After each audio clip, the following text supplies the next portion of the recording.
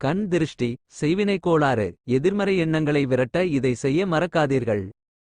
சென்னை சிலரது வீட்டிற்குள் நுழைந்தாலே போர்க்களமாக காட்சியளிக்கும். இதற்குக் காரணம் வீட்டிற்குள் இருக்கும் எதிர்மறை சக்திகள்தான். தீய சக்திகளை விரட்டிவிட்டு நல்ல சக்திகளை வீட்டிற்குள் கொண்டுவர சில பரிகாரங்களை செய்வது அவசியம்.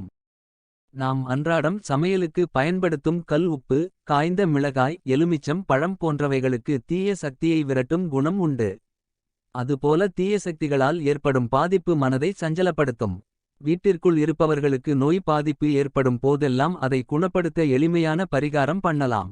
ஒரு வீட்டில் எதிர்மறை சக்திகள் அதிகம் இருந்தால் அந்த வீட்டின் மனசஞ்சலங்கள் அதிகரிக்கும். சிலர் காலையில் நன்றாக இருப்பார்கள், ஆனால் மாலையில் உடலுக்கு என்னவென்றே சொல்ல முடியாத நிலை ஏற்படும். செய்யும் தொழில் வியாபாரத்தில் எந்த முன்னேற்றமும் இல்லாமல் இருக்கும். கல்யாணம் மற்றும் சுப நிகழ்வுகள் வீட்டில் நடக்காமல் தள்ளிப்போய்க் கொண்டே இருக்கும்.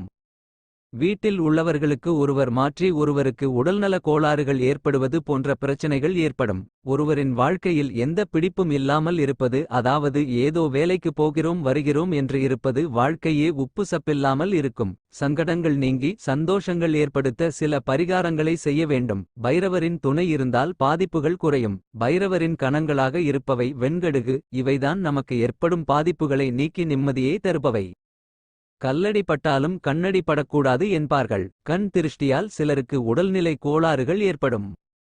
பிள்ளைகளின் படிப்பில் மந்த நிலை, பணம் கிடைப்பதற்கு தாமதம், பணம் வந்தும் பற்றாக்குறை போன்றவை ஜாதகத்திற்கு கிரக நிலைகளுக்கு அப்பாற்பட்டு வீட்டிலிருக்கும் எதிர்மறை அதிர்வுகள் காரணமாக பாதிப்புகள் ஏற்படும்.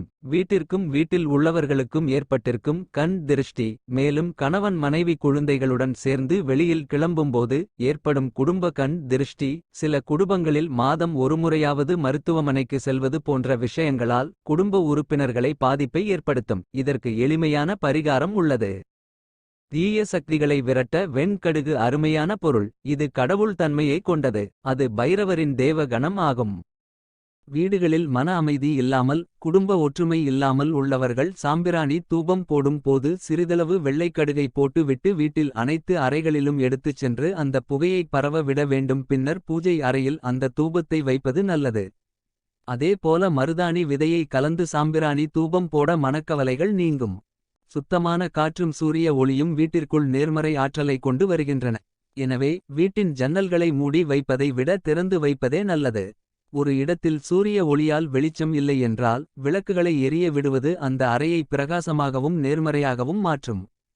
மீன் தொட்டி வைப்பது நேர்மறை சக்தியை அதிகரிக்கும். வீட்டின் வடமேற்கு திசையில் மீன் தொட்டியை வைப்பது நல்லது. குளியலறையை எப்போதும் மூடியே வைத்திருங்கள். பயன்பாட்டில் இல்லாதபோது கழிப்பறையில் மூடி வைத்திருப்பது நல்லது. வீட்டில் கசியும் தண்ணீர் தொட்டி இருக்கக்கூடாது. குளியலறையில் துர்நாற்றம் வீசக்கூடாது. வீட்டு வாசலில் குப்பை தொட்டி வைக்கக்கூடாது. சமையல் அறையில் உடைந்த பாத்திரங்களை பயன்படுத்தக்கூடாது. நீங்கள் நீண்ட காலமாக பயன்படுத்தாத பொருட்களை வீட்டிற்குள்ளிருந்து தூக்கி வீசுங்கள்.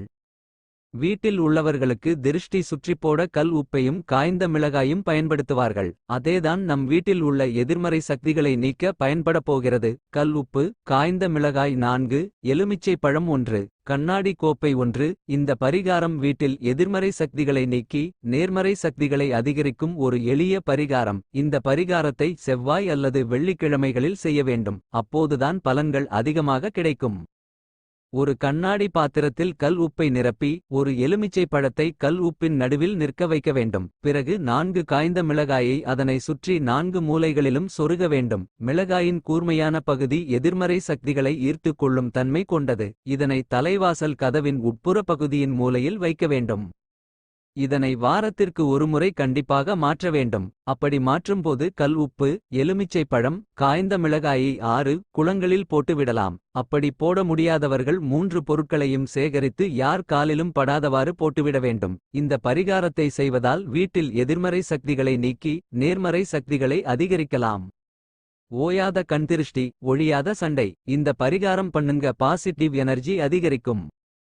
தீய சக்திகளால் ஏற்படும் பாதிப்பு மனதை சஞ்சலப்படுத்தும். வீட்டிற்குள் இருப்பவர்களுக்கு நோய் பாதிப்பு ஏற்படும். கல்லடி பட்டாலும் கண்ணடி படக்கூடாது என்று பெரியவர்கள் கூறியுள்ளனர். கண் திருஷ்டி கோளாறு இருந்தாலே வீட்டில் உள்ளவர்களுக்கு ஒருவர் மாற்றி ஒருவருக்கு உடல்நல கோளாறுகள் ஏற்படுவது போன்ற பிரச்சனைகள் ஏற்படும். செய்வினை, ஏவல், பில்லி, சூனியம், கண்திருஷ்டி மற்றும் பிற தீய சக்திகளும் எதிர்மறை சக்திகளும் அழிந்தோட ஒரு எளிய முறை உண்டு. ஒரு வீட்டில் எதிர்மறை அதிர்வுகள் இருந்தால் அந்த வீட்டின் மனசஞ்சலங்கள் அதிகரிக்கும். சிலர் காலையில் நன்றாக இருப்பார்கள், ஆனால் மாலையில் உடலுக்கு என்னவென்றே சொல்ல முடியாத நிலை ஏற்படும். செய்யும் தொழில் வியாபாரத்தில் எந்த முன்னேற்றமும் இல்லாமல் இருக்கும். கல்யாணம் மற்றும் சுப நிகழ்வுகள் வீட்டில் நடக்காமல் தள்ளிப்போய்க்கொண்டே இருக்கும். ஒருவரின் வாழ்க்கையில் எந்த பிடிப்பும் இல்லாமல் இருப்பது, அதாவது ஏதோ வேலைக்கு போகிறோம் வருகிறோம் என்று இருப்பது, வாழ்க்கையே உப்பு சப்பில்லாமல் இருக்கும். சங்கடங்கள் நீங்கி சந்தோஷங்கள் ஏற்படுத்த சில பரிகாரங்களை செய்ய வேண்டும். கண் திருஷ்டியால் வரும் நோய் பாதிப்பு நீங்க எளிமையான பரிகாரம் பண்ணலாம். எளிமையான இந்த பரிகாரம் செய்வதன் மூலம் சண்டை சச்சரவுகள் நீங்கும். தீய சக்திகளின் பார்வைகள் நீங்கி நல்ல நேர்மறையான சக்திகள் வீட்டிற்குள் அதிகரிக்கும். வெண்கடுகு சாமானியமான பொருள் அல்ல, அது கடவுள் தன்மையை கொண்டது. அது தேவகணம் ஆகும். மகத நாட்டை ஆண்டு வந்த மயில்வண்ணன் என்ற மன்னன் பெரும் கொடையாளி. மக்களுக்கு நிறைய நன்மைகளை செய்து வந்தான். ஆகவே அவனது புகழ் எங்கும் பரவியிருந்தது. அவன் மீது பொறாமை கொண்ட விரோதிகள் அவன் மீது தீய ஏவல்களை ஏவி விட்டார்கள். அதனால் நாளடைவில் அவனால் எதையும் சரிவர யோசனை செய்ய முடியாமல் தத்தளித்தான். அவன் குடும்பத்திலும் அமைதி குலைந்தது. ஆகவே அவன் தனது ராஜகுருவை அழைத்து தன்னுடைய சங்கடங்களைக் கூறி அதற்கு பரிகாரம் கேட்டான். ராஜகுருவும் அவனுக்கு ஒரு விசேஷ பூஜையை செய்யுமாறு அறிவுரை செய்தார். அதன்படி ஒரு மண்டலம் பைரவப் பெருமானுக்கு வெண்கடுகு, இலாமச்சம்பேர், சந்தனம், அருகு என்னும் நான்கையும் கொண்டு பாத பூஜை செய்த பின் சாம்பிராணியை தூபத்தை ஏற்றி வைத்து அதன் தூபத்தில் வெண்கடுகை போட்டு வீடு முழுவதும் அந்த புகையை காட்டினால் தீய சக்திகள் ஓடிவிடும் என்றும் கூறினார். குடும்பத்தில் அமைதி. தனது ராஜகுரு கூறியதைப் போலவே மன்னன் மயில்வண்ணன் வெண்கடுகை போட்டு பூஜையும் யாகமும் செய்ய அனைத்து தீய ஆவிகளும் வீட்டை விட்டு வெளியேறின. அவர் குடும்பத்தில் மீண்டும் அமைதி ஏற்பட்டது. நெருப்பில் வெண்கடுகு போட்டு வெடிக்கும் போது வீட்டில் இருக்கும் துஷ்ட தேவதைகள் அனைத்தும் தலை தெறிக்க ஓடுவதாக கூறப்படுகிறது. மேலும் இதனுடன் நீங்கள் மருதாணி விதையை சேர்த்து தூபம் போட்டால் கூடுதல் நன்மைகளை அடையலாம். மருதாணி விதைகளில் மகாலட்சுமி நிறைந்திருக்கிறாள். உங்களுடைய தொழில் வளர்ச்சி அதிகரிக்க தூபம் போடும் பொழுது சிறிதளவு மருதாணி விதையை பொடித்து போட வேண்டும். அதனுடன் வெண்கடுகும் சேர்த்து தூபம் போட தீய சக்திகள், கண் திருஷ்டிகள், கடுமையான தோஷங்கள் எல்லாமே ஒரே அடியாக நீங்கி தடைபட்ட வளர்ச்சி மீண்டும் முன்னெடுக்க துவங்கும். இதனால் லாபம் அதிகரிக்கும், பொருளாதார முன்னேற்றம் அடையும். மகாலட்சுமி நம்மிடம் தங்குவதற்கு ஆசைப்படுவாள். எனவே இனி வாரம் ஒருமுறை மருதாணி விதை போட்டு தூபம் ஏற்ற மறக்காதீர்கள். குறிப்பாக வீடுகளில் மருதாணி விதையை போட்டு தூபம் ஏற்றுவதை விட வியாபாரம் செய்யும் இடங்கள், தொழில் ஸ்தாபனங்கள், பெரிய பெரிய தொழில் கூடங்கள் போன்றவற்றில் இதுபோல செய்வதன் மூலம் நல்லதொரு வளர்ச்சியை அடைய முடியும். மூலிகைப் பொடி தூபம். நீங்கள் குடியிருக்கும் வீட்டில் நிம்மதி இல்லையா? நிம்மதி குறைவா? சதா சர்வ காலமும் எந்தவித காரணமின்றி சச்சரவுகள், படுத்தால் அமைதியான தூக்கமின்மை, தம்பதியினருக்கு மத்தியில் வாக்குவாதங்கள், சுப காரியங்கள் தடையா? கண் திருஷ்டி, எதிர்மறை சக்திகள் போன்ற அனைத்து பிரச்சினைகளுக்கும் உடனடி சர்வரோக நிவாரணியாக செயல்படுவது மூலிகை சாம்பிராணி தூபம். செய்வினை, ஏவல், பில்லி, சூனியம், கண்திருஷ்டி மற்றும் பிற தீய சக்திகளும் எதிர்மறை சக்திகளும் அழிந்தோட ஒரு எளிய முறை உண்டு. தீய சக்திகள் அழியும் வெண்கடுகு, நாய்க்கடுகு, மருதாணி விதை, சாம்பிராணி, அருகம்புல் பொடி, வில்வ இலை பொடி, வேப்ப சமூலம், நொச்சி சமூலப்பொடி, குங்கிலியம், தேவதாரு ஆகிய தெய்வீக ஆற்றல் உள்ள பொருட்கள் கால்களில் படக்கூடாது. 2-3 நாட்களிலேயே இதன் சக்தியை உணரலாம். வெண்கடுகு மற்றும் நாய்க்கடுகு இரண்டும் பைரவருக்குடையது. மருதாணி விதை திருமகளுக்குரியது.